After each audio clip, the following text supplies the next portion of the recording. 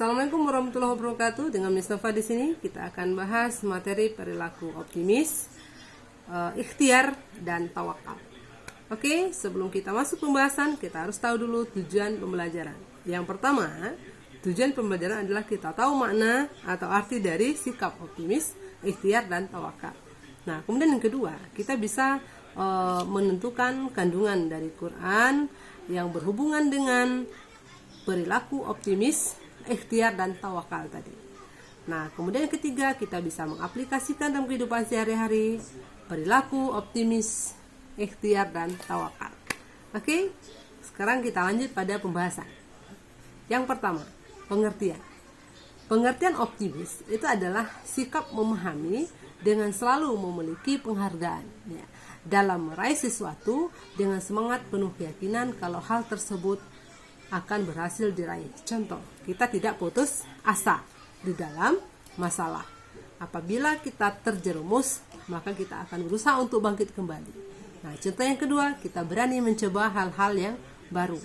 Jadi, setiap masalah kita tidak fokus kepada siapa yang salah, tapi kita berusaha untuk mencari solusi. Nah, itu adalah optimis. Yang kedua, sikap ikhtiar. Apa itu ikhtiar? Ikhtiar adalah usaha yang dilakukan seseorang secara sungguh-sungguh, terencana secara matang dengan mempertimbangkan sesuatu untung dan rugi dalam meraih sesuatu dalam hidup. Contoh, mendisiplinkan diri untuk mengulang pelajaran setiap hari di rumah.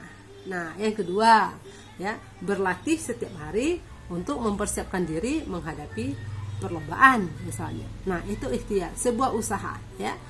Kalau nilai kita rendah, kita berusaha untuk belajar lebih giat lagi agar nilai kita lebih tinggi. Nah, itu adalah ikhtiar.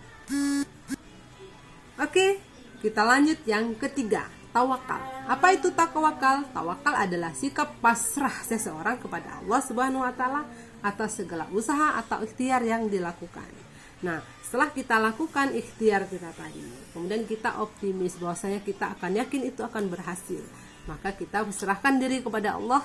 Semoga apa yang kita lakukan, apa yang kita usahakan akan dikabulkan oleh Allah Subhanahu wa taala. Contoh, belajar setiap hari agar lulus ujian, belajar setiap hari agar nilai lebih baik, meyakinkan kegagalan tersebut merupakan ketentuan dari Allah Subhanahu wa taala.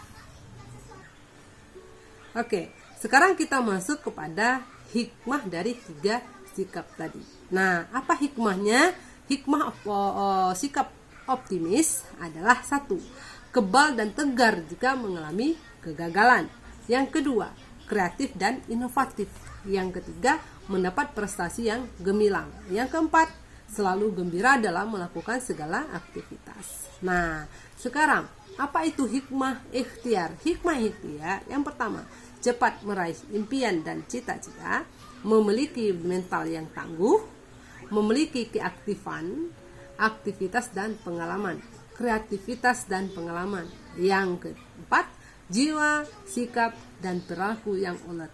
Nah, kemudian apa lagi? Sangat menghargai waktu karena dia berusaha. Nah, kemudian hikmah tawakal. Apa itu hikmah tawakal? Jiwa atau batin menjadi tenang.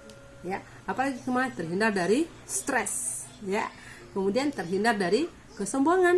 Nah, kemudian menjadikan usaha dan tawakal yang bernilai ibadah.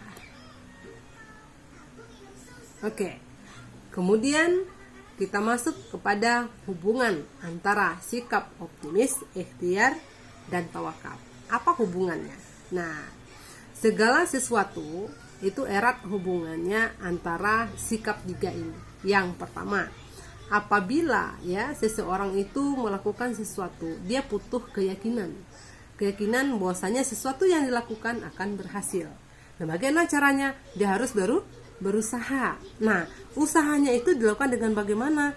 Caranya, taktiknya, strateginya itu diatur sendiri.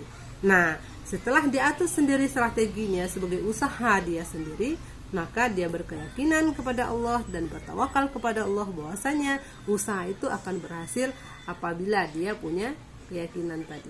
Jadi sinkronnya itu tiga itu jelas di situ. Oke.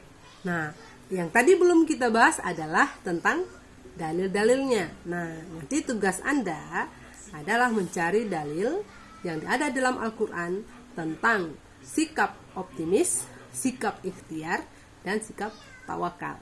Oke, penjelasan kali ini cukup sekian, dan semoga ada hikmahnya dan kita ambil dan kita aplikasikan dalam kehidupan sehari-hari. Assalamualaikum warahmatullahi wabarakatuh.